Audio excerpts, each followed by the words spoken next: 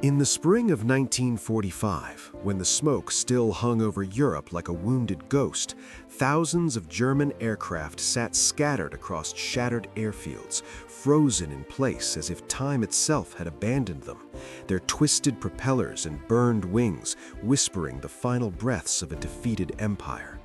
These were not just machines left behind by a collapsing Reich. They were secrets on wheels and wings, each one carrying with it the residue of desperate innovation, of brilliant minds forced into the service of madness, and of technologies that the victors were only beginning to understand. The Luftwaffe had not simply fought a war in the sky, it had conducted a frantic, obsessive experiment in what air power could become. And when Germany fell, those experiments did not die. They were seized, dissected, and quietly absorbed into the future of the world.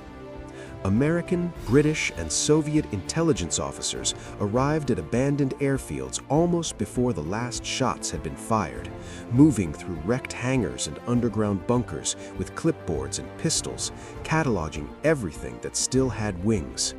To them, these aircraft were more valuable than gold. The Allies already knew that Germany had been flying machines that seemed to come from the future, jet-powered fighters that could outrun anything in the Allied inventory, rocket planes that could climb to the edge of space, bombers that had been designed to strike New York, and prototypes that hinted at technologies not yet fully understood. The war had ended, but a new, invisible conflict was beginning, a silent race to capture the technological soul of the Luftwaffe before anyone else could claim it.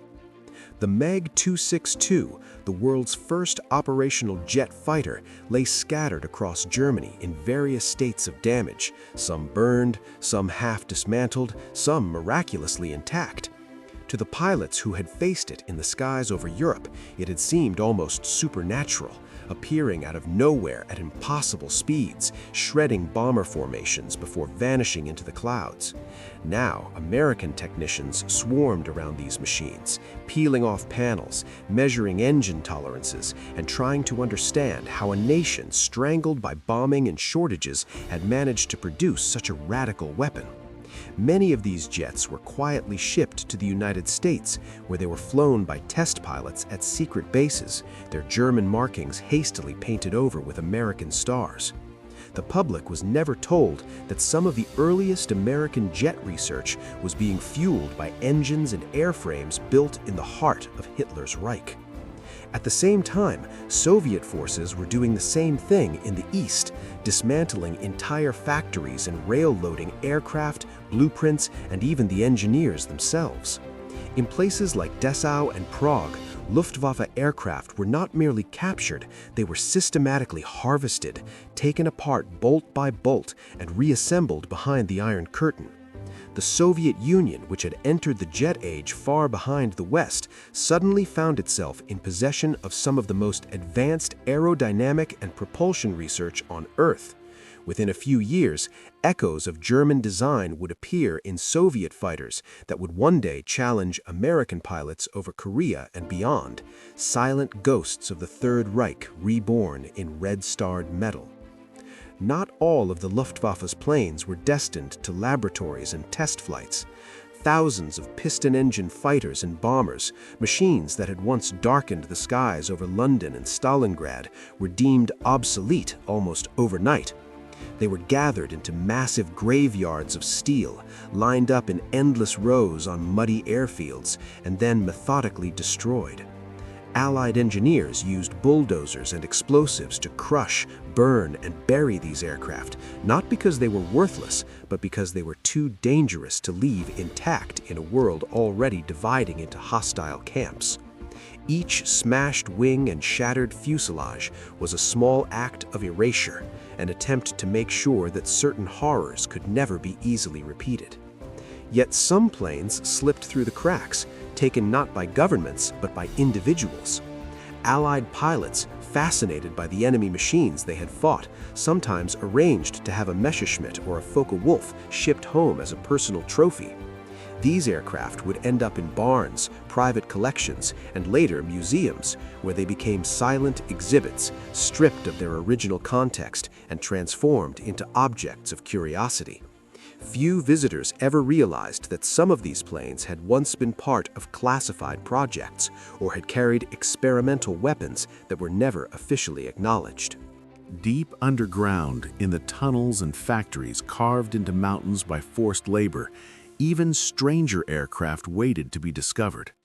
The Nazis, driven by desperation and a twisted belief in technological salvation, had poured immense resources into so-called wonder weapons, projects meant to turn the tide of the war through sheer innovation. Flying wings, vertical takeoff fighters, and jet-powered bombers had all been in development, some only weeks away from operational readiness when the Reich collapsed. When Allied troops broke into these hidden facilities, they found half-finished aircraft that looked more like something from a science fiction novel than a conventional air force. Many of these designs were quietly classified, their existence denied or buried in archives for decades. One of the most haunting chapters in the story of the Luftwaffe's aftermath is the fate of its pilots and engineers. Men who had once been celebrated as heroes of the Reich suddenly found themselves being interrogated by foreign intelligence agencies, their knowledge suddenly more valuable than their loyalty. Some were offered deals, new lives in exchange for their expertise. Others were taken by force, shipped to distant lands to work in secret research facilities. The planes they had built became their passports and their prison cells, tying them forever to the machines that had defined their lives. In the United States, Operation Paperclip brought dozens of German aerospace specialists into American programs where they would help lay the groundwork for everything from jet fighters to space rockets. Their pasts were quietly scrubbed, their connections to the Nazi regime downplayed or erased. In Soviet laboratories, German engineers worked under guard, rebuilding their own designs for a new master. The Luftwaffe, though officially dead, was being resurrected in fragments, its DNA woven into the future of global aviation. Even the skies themselves bore traces of this transformation. Test flights of captured German aircraft were often conducted in extreme secrecy, with pilots instructed to avoid being seen by civilians or foreign observers. In some cases, these planes crashed, killing test pilots and erasing valuable data, their wreckage hastily cleared away and their existence denied. There are still rumors of jet fighters and experimental craft that vanished during these flights, lost in deserts or mountains, their remains never found, like phantoms of a war that refused to stay buried. Meanwhile, in Europe, the remnants of the Luftwaffe became part of a new, uneasy order. Some aircraft were handed over to newly formed air forces in countries that had been occupied by Germany, their former enemies now flying the very planes that had once bombed their cities. These machines, hastily repainted and patched together from spare parts, served as both tools of defense and grim reminders of recent trauma. Each takeoff was a reminder that history could be recycled, that yesterday's terror could become today's necessity. Beneath all of this lay a darker truth, one that few were willing to confront. The Luftwaffe had been built not just with German steel and ingenuity, but with the suffering of millions of forced laborers who had worked in its factories, often to death. When the planes were captured and repurposed, that hidden human cost was rarely acknowledged. The machines flew on, their origins obscured, carrying with them the silent weight of untold lives. As the Cold War tightened its grip on the world, the technologies taken from the Luftwaffe became part of a new arms race, one fought not with bombs, but with ideas and designs. Jet engines grew more powerful, wings more efficient, missiles more precise, all of them tracing a shadowy lineage back to the workshops and wind tunnels of Nazi Germany.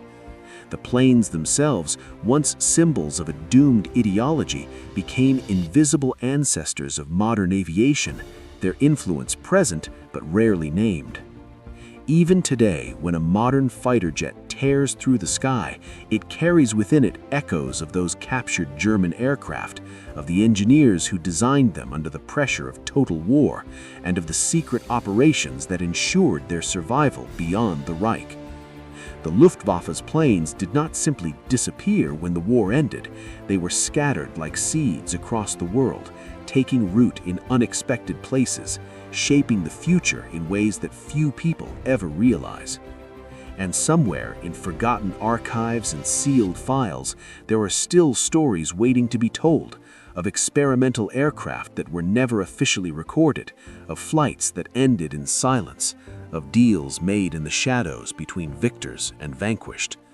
The fate of the Luftwaffe's planes is not just a tale of metal and engines, it is a story about how power, fear, and ambition can transform even the wreckage of a fallen empire into the foundation of a new and uncertain world, a world still haunted by the ghosts of wings that once bore the mark of the Third Reich.